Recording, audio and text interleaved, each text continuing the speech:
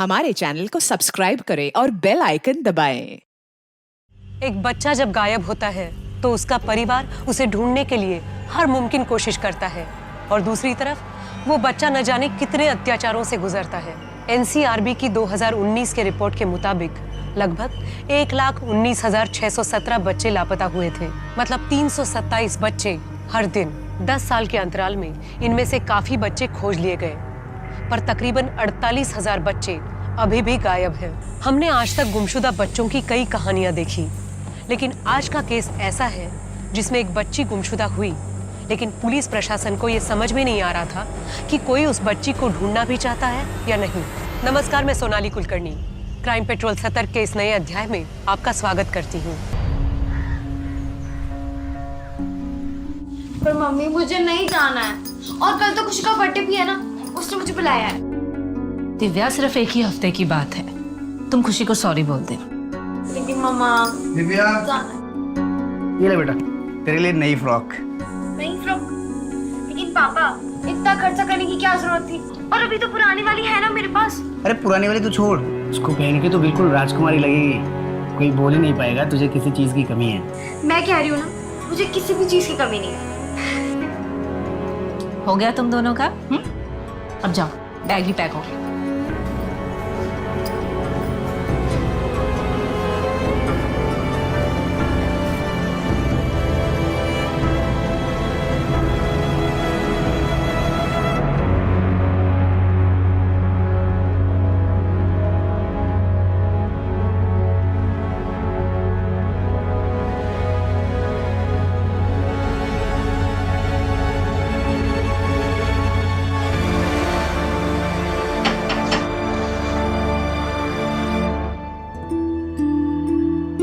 बेटा,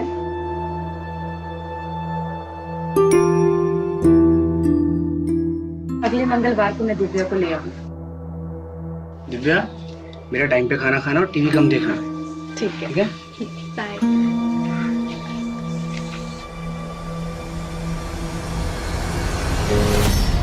अम्मी, मैं एक दिन और रुक जाऊं प्लीज। बेटा, तुम्हारी मम्मी हम दोनों की पिटाई करेंगी। बोला था उन्होंने कि मंगलवार को दिव्या को वापस लाना है। मंगलवार मतलब मंगलवार। अच्छा बेटा, मेरी तबीयत ठीक होती तो मैं तुम्हें खुद छोड़ने जाती। कोई नहीं, मैं अकेली चली जाऊंगी। चलो भैया, स्टाफको जंक्शन, घर के ठीक बाहर छोड़िएगा। बाय।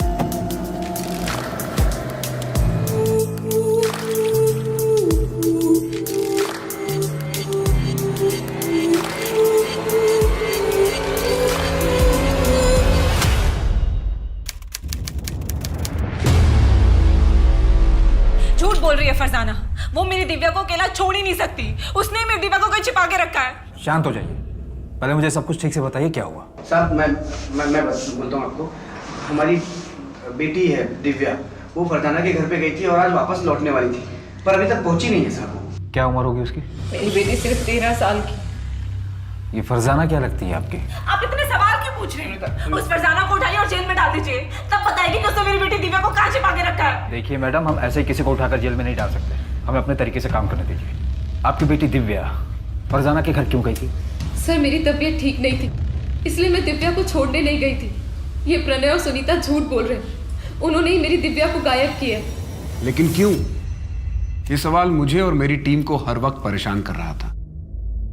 इस केस को सुलझाना उतना आसान नहीं था जितना दिख रहा था। इस केस ने हमारे सोचने समझने के तरीके को ही बदल दिया।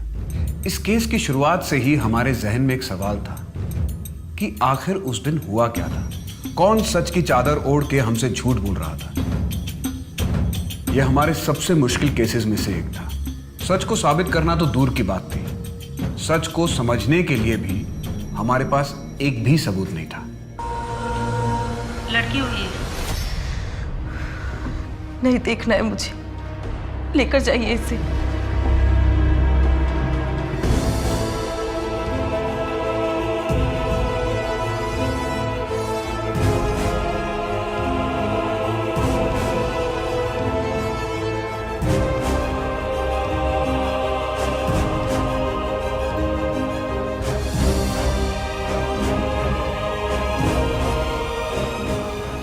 टाइम और माँ बाप का नाम? 12:28।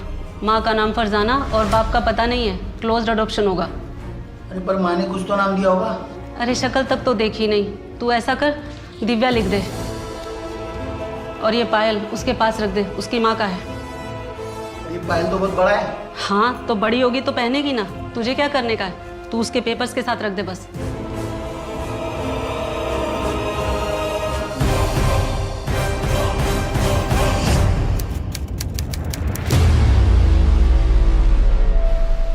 देखो बेटा, अच्छा बर्ताव करना।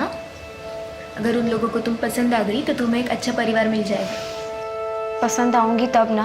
अरे क्यों नहीं पसंद आओगी, इतनी अच्छी तो हो तुम। अगर मैं अच्छी होती तो मेरे मम्मी पापा मुझे यहाँ क्यों भेजते?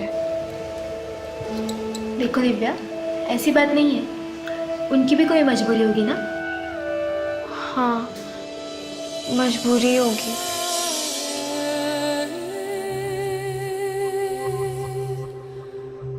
अच्छे से रहना और बीच बीच में मिलने भी आना। बाय।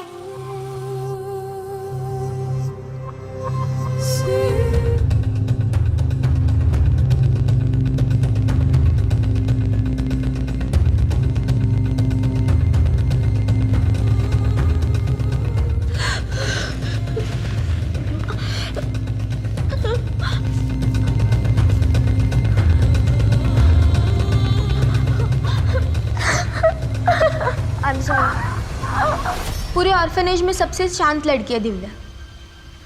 एक एनजीओ के साथ मिलकर हम ही ने रेस्क्यू करवाया था। कहाँ से?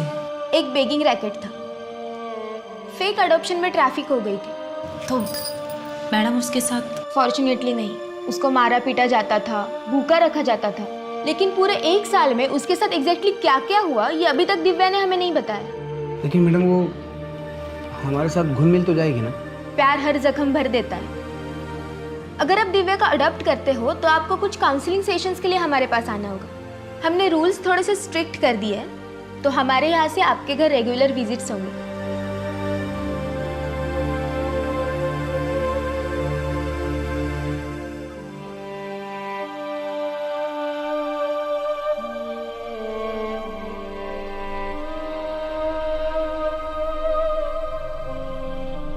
दिव्या, मैंने तुम्हारा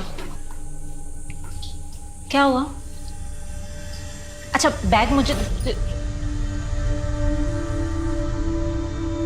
बेटा देखो मैं तुम्हारे लिए क्या लाया हूँ, कलर पेपर, ये स्केच पेन और ये पेंसिल बॉक्स तुम्हारे लिए।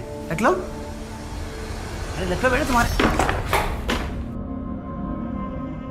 दिव्या,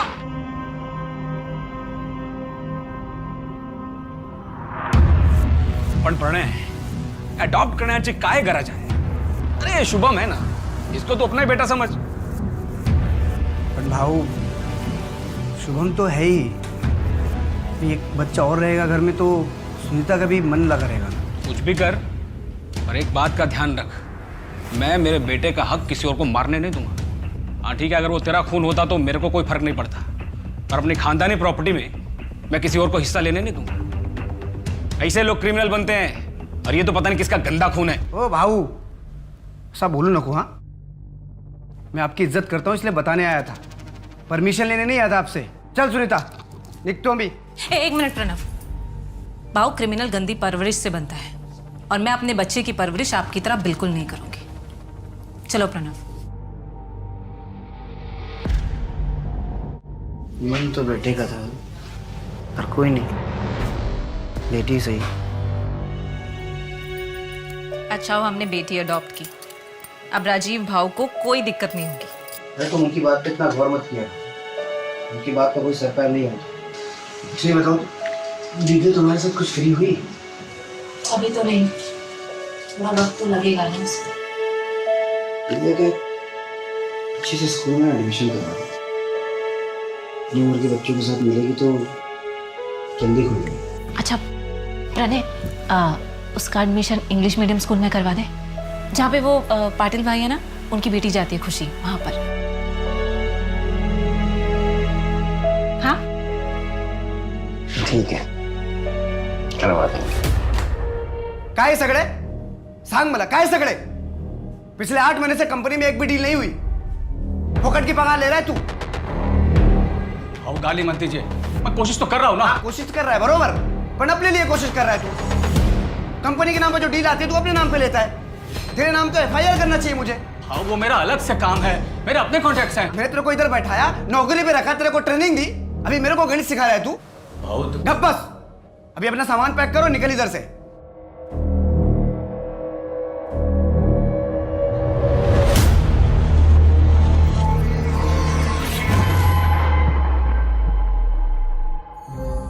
दिव्या, बेटा आ जाओ, खाना लग गया है। हाँ 10 मिनट के लास्ट समय कंप्लीट कर लेती हूँ। दिव्या, ये लो, ये तुम्हारे लिए नया बैग है और इसमें बैग, थैंक यू।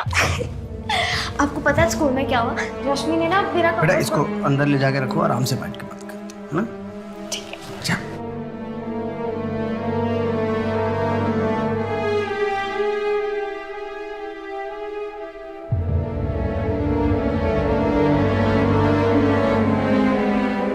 अच्छा, मैं क्या सोच रही थी कि दिव्या का एडमिशन किसी सस्ते स्कूल में करवा दें। उससे क्या होगा? एडमिशन की फीस भी कम होगी और खर्चा भी कम होगा। ये बात तो दिव्या को अडॉप्ट करने से पहले सोचनी चाहिए थी सुनीता। मुझे क्या पता था कि बाद में हालात इतने खराब हो जाएंगे। कोई जरूरत नहीं स्कूल चेंज करने का। मैं कोशिश कर रहा हूँ, कुछ ना कुछ हो जाएगा। और मैं देखते जी। आप सुनीता मात्रे हैं? हाँ जी, बोलिए। दिव्या है क्या? आप कौन? मैं दिव्या की अम्मी।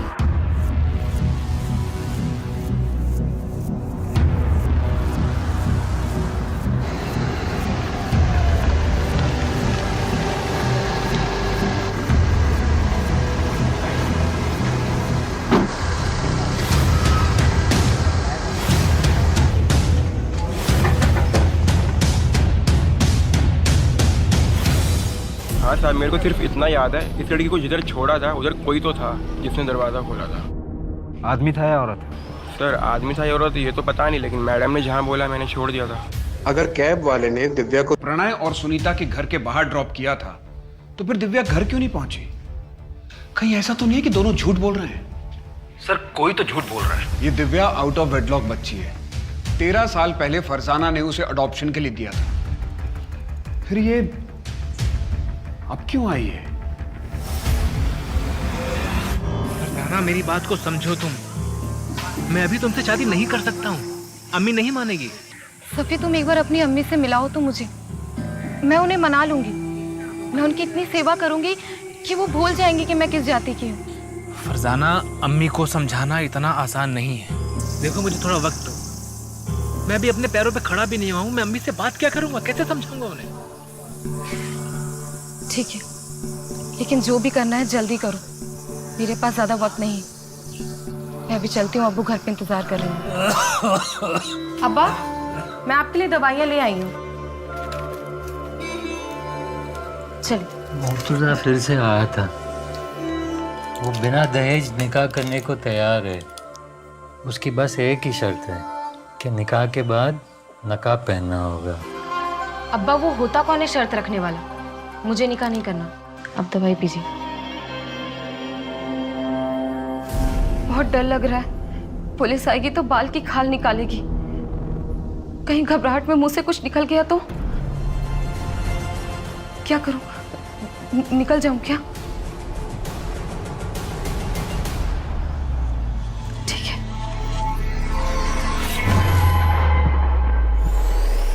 दिव्या कहाँ थी उस दिन? उसके साथ क्या हुआ था? ये केस पुलिस के लिए बहुत मुश्किल साबित हुआ, न सिर्फ इसलिए कि उनके पास कोई ठोस सबूत नहीं था, बल्कि इसलिए भी कि इस कथा के मुख्य पात्र ही ईमानदार नहीं थे। हमारी कैब वाले से बात हुई, उसका कहना है कि उसने दिव्या को आपके घर के बाहर ही छोड़ा था। हो ही नहीं सकता, मैं तो सारा दिन घर पे थी, दिव्या का इंतजार कर रही थी। आप दोनों को किसी पर शक है? नहीं, हमें किसी पर शक नहीं है। और दिव्या को गायब करके किसी को क्या मिलेगा? सर मैं बोल रही हूँ वो फरजाना ही है, उसने ही मेरी बेटी दिव्या को कहीं छिपा के रखा है। अगर फरजाना ने ऐसा किया भी होता तो वो खुद क्यों नहीं गायब हो गई? ताकि साहब उस पर किसी को शक ना हो, और देखिए ना हो भी वैसा ही रहा। आपको उस पर नहीं हम पे शक हो रहा है साहब। हम झूठ क्यों बोलेंगे? वो तो हम पता कर लेंगे कौन और क्यों झूठ बोल रहा है।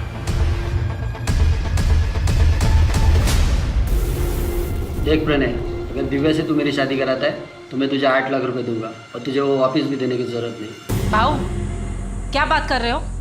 मेरी दिव्या सिर्फ 13 साल की है। तो क्या हुआ, आज नहीं तो कल शादी तो करवाओगे?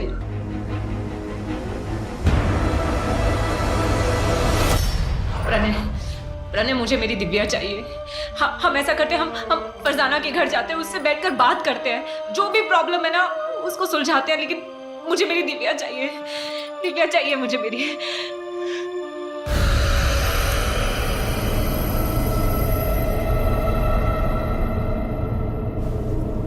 खाना लगा दिया है।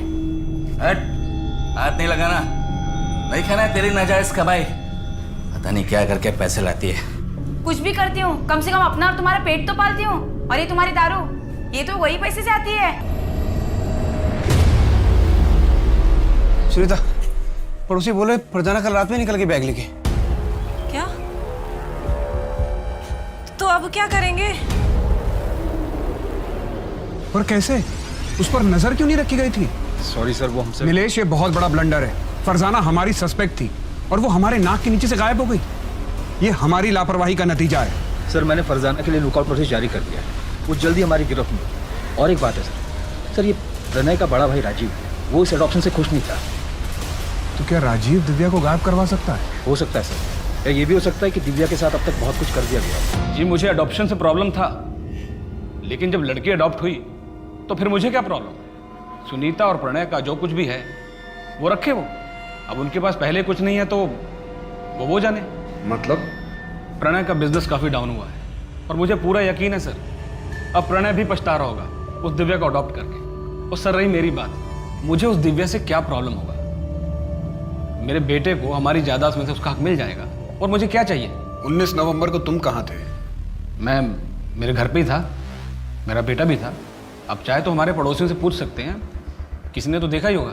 क्या तुम्हें लगता है कि प्रणय कुछ कर सकता है? सर प्रणय मेरा छोटा भाई है, मुझे नहीं लगता कि वो दिव्या के साथ ऐसा कुछ भी करेगा। लेकिन हाँ, वो जो उसकी माँ है ना, वो ज़रूर कुछ कर सकती है।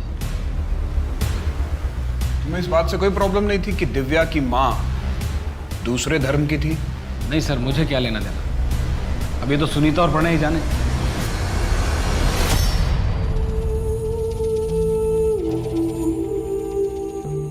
पापा ये देखो मैंने आपके लिए बनाया। Happy father's day.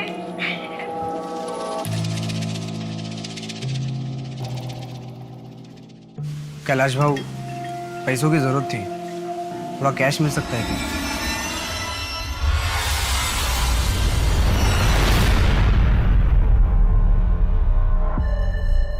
कहीं तुमने ही दिव्या को? दिमाग खराब हो गया तुम्हारा? इतना गिरा हुआ इंसान नहीं हो कि पैसों के खातिर अपनी बच्ची को बेच दूं। मेरी मजबूरी मेरी बच्ची से बढ़ के नहीं है, और जितना प्यार तुम करती थी उतना मैं भी करता था दिव्या से। करता था मतलब? मेरी दिव्या अभी जिंदा है।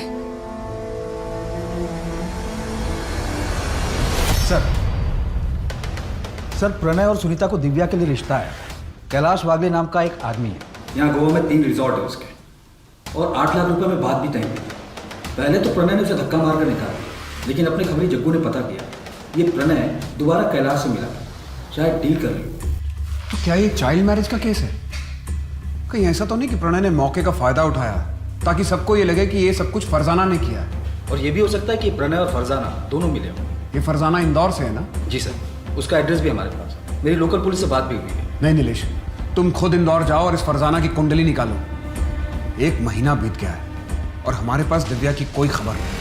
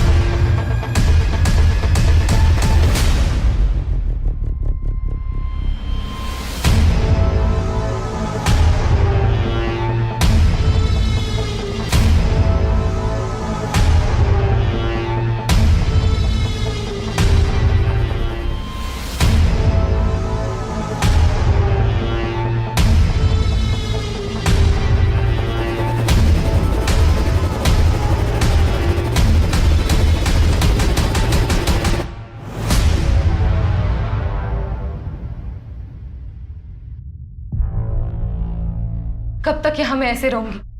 5 महीने हो चुके हैं और तुम अब तक अपने घर वालों को मना नहीं पाए। फरजाना, मैं कोशिश कर रहा हूँ ना। झूठ बोल रहे हो तुम सफी। सच सच बताओ, तुम मुझसे निकाह करोगे भी या नहीं? करूंगा फरजाना, पर सही वक्त आने पर। और वो सही वक्त कब आएगा? मैं 5 महीने की प्रेग्नेंट हूँ। तुम्हारे घर वालों को मेरे बारे में भनक भी है और अब तो मैं अबॉर्शन भी नहीं करवा सकती।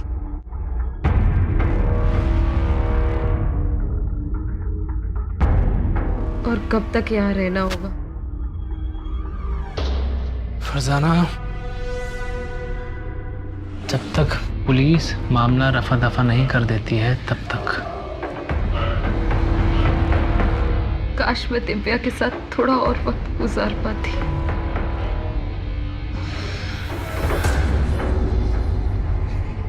सर, फरजाना ने यहाँ गोवा के मृणाल नर्सिंग होम में दिव्या को जन्म दिया और उसी दिन अडॉप्शन के लिए भी दे दिया। जब फरजाना को बच्ची चाहिए ही नहीं थी तो फिर वो वापस आई क्यों? सर, ये तो फरजाना से ही पता चलेगा। अगर वो हमें मिली तो एक बार वापस सबसे बात करते हैं, शायद हमसे कुछ छूट रहा हो।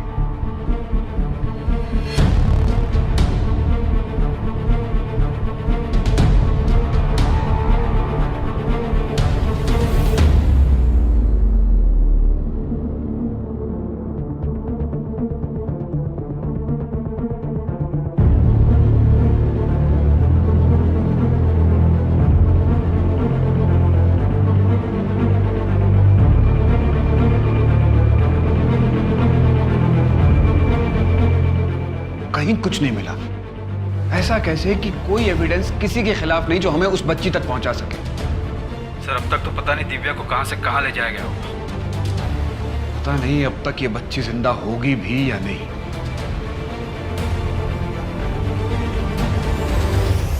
छह साल बीत गए लेकिन दिव्या का कहीं पता नहीं चला। 1 साल बाद पुलिस भी दूसरे केसेस में उलझ गई और दिव्या मिसिंग केस फाइलों के नीचे दब गया।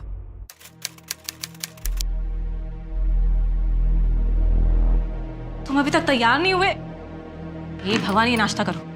तुम्हारा रोज का नाटक है, ट्यूशन के लिए भी लेट हो जाते हो। अरे कोई बात नहीं, मैं ड्रॉप कर दूंगा। हाँ, तुम्हारे इसी लाड प्यार ने ना इसको बिगाड़ के रख दिया। दूध भी पियो। मेरा राजकुमार है ये।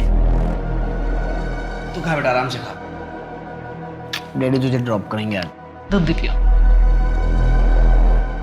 आज की सबसे बड़ी खबर, सुप्रीम कोर्ट का फैसला। अब बेटियां भी होंगी अपने पिता की संपत्ति में बराबर की हकदार। इंडिया की हिस्ट्री में एक लैंडमार्क जजमेंट। अब बेटियां भी होंगी अपने पिता की संपत्ति में बराबर की हकदार।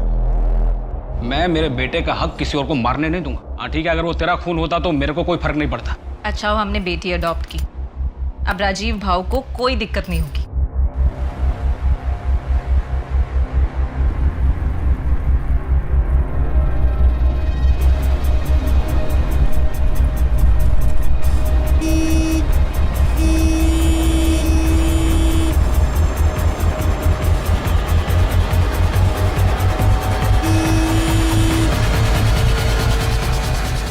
भाई क्या कर रहे हो? बीच पे खड़े हो, साइड में लो ना। भाऊ, गाड़ी बंद पड़ गई है भाऊ। अरे गाड़ी खराब हो गई है तो साइड में लो ना, बीच में कहाँ खड़े हो? मेरी बात सुनो ना। मैंने ऐसे स्टिकर और बाइक की फोटो सर्कुलेट करवा दी। पता करो कि कहाँ प्रिंट हुआ था और किसने करवाया। विक्टिम के बारे में और कोई डिटेल?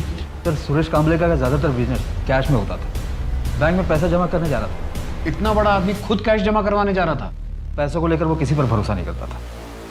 फैमिली में और कौन कौन है? वाइफ पुष्पा कांबले और बेटा धीरज। वाइफ तो यही गोवा में और बेटा अमेरिका में पढ़ाई कर रहा है। बड़ा आदमी था तो दुश्मनी कई लोगों से रही होगी। कमल, कहीं ऐसा तो नहीं कि ये रॉबरी हमें गुमराह करने के लिए हो, जबकि असली मोटिव सुरेश को रास्ते से हटाना ही हो? सर, वो एंगल भी हम खंगाल रहे हैं, लेकिन मॉडस ऑपरेंडी जगत सिंह कैसी? जगत कौन? मुंबई वाला?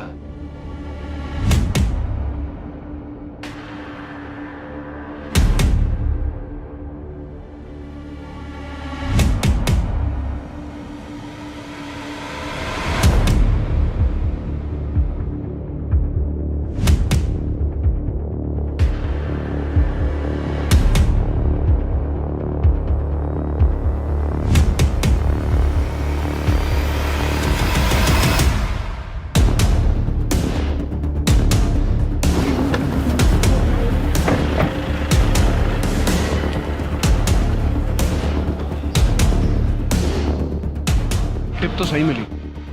जग्गू को फोन कर। हाँ जग्गू, स्कूटर तो मिल गई है, वो दोनों कहाँ पर है? आप रेस्टोरेंट में आ जाओ, यहाँ दोनों चिल मार रहे हैं।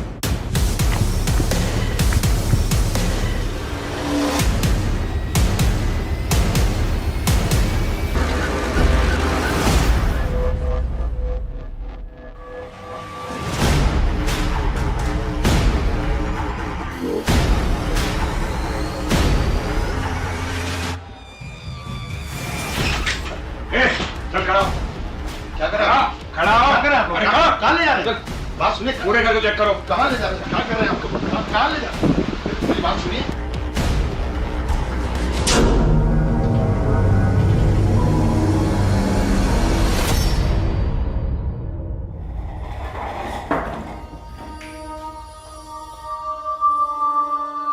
क्यों सुपारी दी थी सुरेश कामले की? वो तो तुम्हारा शागिर्द था। कर्म अच्छे कर, ऊपर वाले का यही फरमान है तेरे लिए। अगर अगले 2 सेकंड में अपना मुंह नहीं खोला ना तो उसी ऊपर वाले के पास भेज दूंगा। तेरा ये गुस्सा ही तेरा सबसे बड़ा दुश्मन है और यही एक दिन तुझे जानने मिलेगा।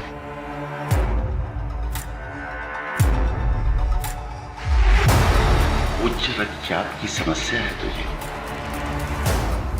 मैं इंसान को देखकर ही उसकी बीमारी का पता लगा लेता हूँ। तुम्हारे जबड़े में दर्द है? मैं भी इंसान को देख के उसकी समस्या बता देता हूं। बता, इतना कैश कहां से आया तेरे पास? बहुत सारे शागिर्द हैं मेरे, खुशी से भेंट चढ़ाते रहते। सर ये चमत्कारी बाबा तो बहुत पहुंची हुई चीज है। रहता तो एक छोटी सी झोपड़ी में, पर यहाँ गोवा से लेकर इंदौर तक बड़ी बड़ी बिल्डिंगों में इन्वेस्टमेंट है इसका, और सब कैश में। एक काम करो, एक लिस्ट निकालो कि इस बाबा ने कहाँ इन्वेस्ट किया है। सर मैंने ऑलरेडी निकाला, ये देखिए सर, ज्यादातर हॉस्पिटल्स और नर्सिंग होम में इन्वेस्टमेंट किया है।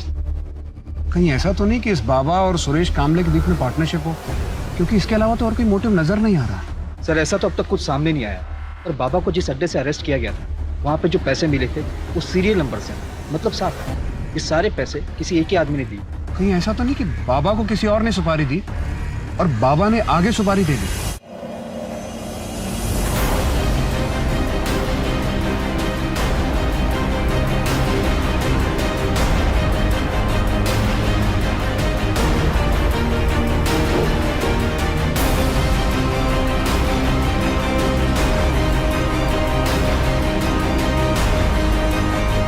टाइम और माँ बाप का नाम?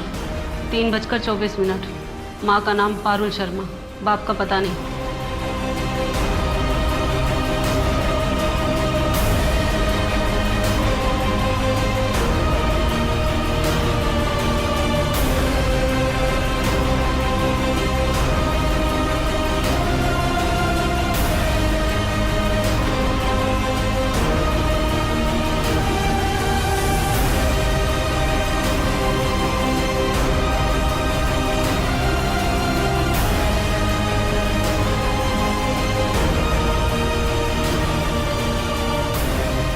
सर फरजाना ने यहाँ गोवा के मृणाल नर्सिंग होम में दिव्या को जन्म दिया।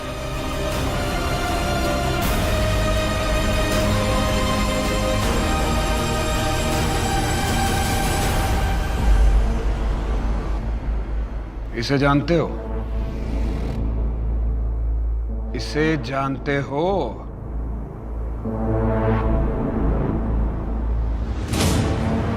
नहीं।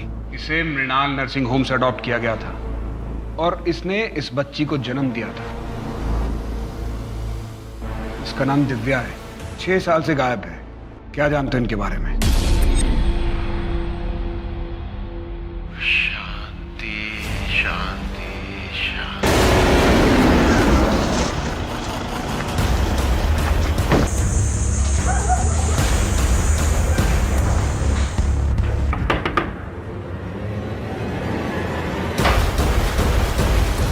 खत्म हुआ चूहे बिल्ली का खेल।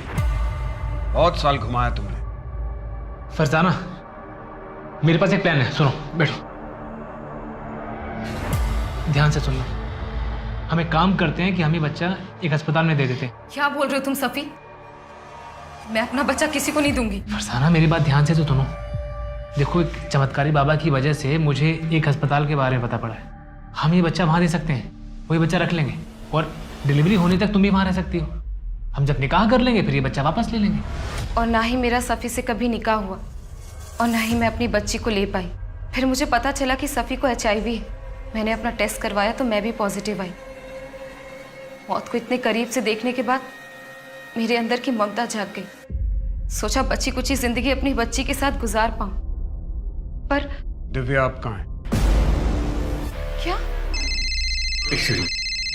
क्या वो जिंदा है? मैं तो सोच रही थी कि वो उन दोनों के साथ खुश है। मुझे लगा था कि उन दोनों ने दिव्या का किडनैप करवाया ताकि वो मुझे फंसा सके। इसीलिए मैं उनके रास्ते से खुद हट गई ताकि वो तीनों खुश रह सके।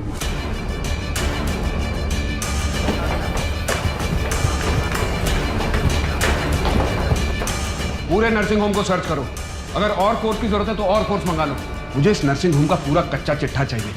यहाँ कौन काम करता था, करता है, यहाँ पर किस किस की ईंट लगी है, सब। जी सर, लेकिन सर हम किस बेस पर इन्वेस्टिगेशन कर रहे हैं? इस नर्सिंग होम में कुछ तो है नीलेश। ये सिर्फ एक कोइंसिडेंस नहीं हो सकता। सर ये देखिए सारी फाइल में क्या क्या है।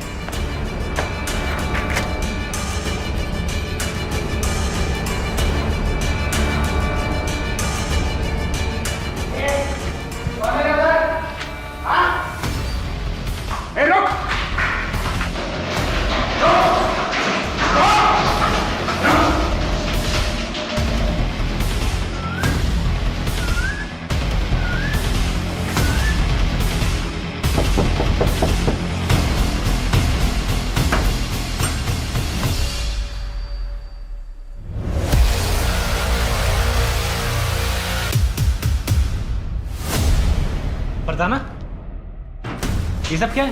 पहले तू बता, बिल्ली की खाल में गीदड़, तेरा असली चेहरा क्या है? क्या बकवास कर रहे हैं आप?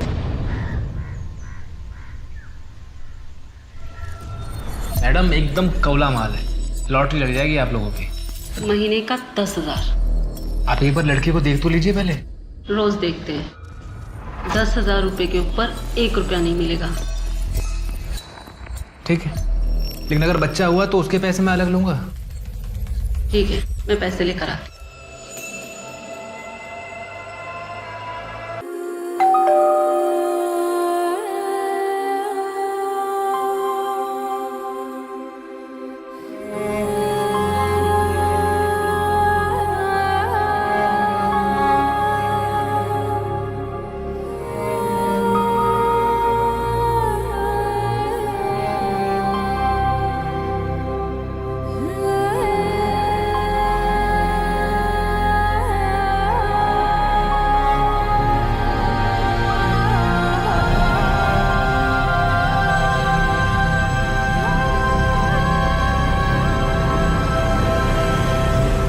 सर, मृणाल नर्सिंग होम को सील कर दिया गया।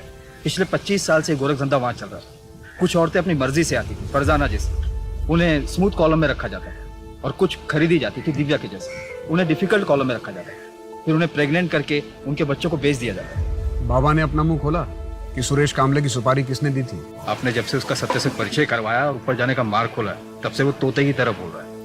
उसने बताया कि सुरेश की सुपारी उसके बेटे धीरज ने दी थी अमेरिका से। सर, मैंने अमेरिकन एम्बेसी में बात की और प्रत्यार्पण के लिए भी रिक्वेस्ट डाली। नीलेश, इस दुनिया में कैसे कैसे लोग हैं। एक बेटी बिना माँ बाप के इस दुनिया में कितना कुछ झेलती है, और एक बेटा जिसे उसके बाप ने दुनिया के सारे सुख चैन दिए, वो अपने बाप की हत्या करवा देता है। सर, आप दिव्या को कभी भूले ही नहीं थे ना? कभी नहीं। कुछ केसेस एक दरार छोड़ जाते हैं, ये भी उनमें से ही एक था। वैसे दिव्या की काउंसलिंग शुरू हो गई है। होपफुली उसे वैसी जिंदगी मिलेगी जैसी वो डिजर्व करती है। शफी खुदगर्जी में इतना अंधा हो गया था कि उसने अपनी ही बेटी का सौदा 2 बार कर दिया, क्योंकि उसके लिए वो अनचाही थी। लेकिन इस सब में दिव्या की क्या गलती थी? इस केस को सुलझाने के बाद पुलिस ने 128 औरतों और बच्चों को उस ट्रैफिकिंग रैकेट से बचाया जो अलग अलग शहरों में चलाया जा रहा था। इस केस में 6 साल होने के बावजूद पुलिस दिव्या को नहीं भूली थी, और अंत में पुलिस ने दिव्या को इस दलदल से निकाल दिया जहां उसके अपनों ने उसे धकेला था। आज दिव्या सुनीता, प्रणय और अपने छोटे भाई के साथ रह रही है। हम आशा करते हैं कि दिव्या जल्द इस सदमे से उभरे और एक खुशहाल जिंदगी जिए। अब मैं सोनाली कुलकर्णी आपसे विदा लेती हूँ।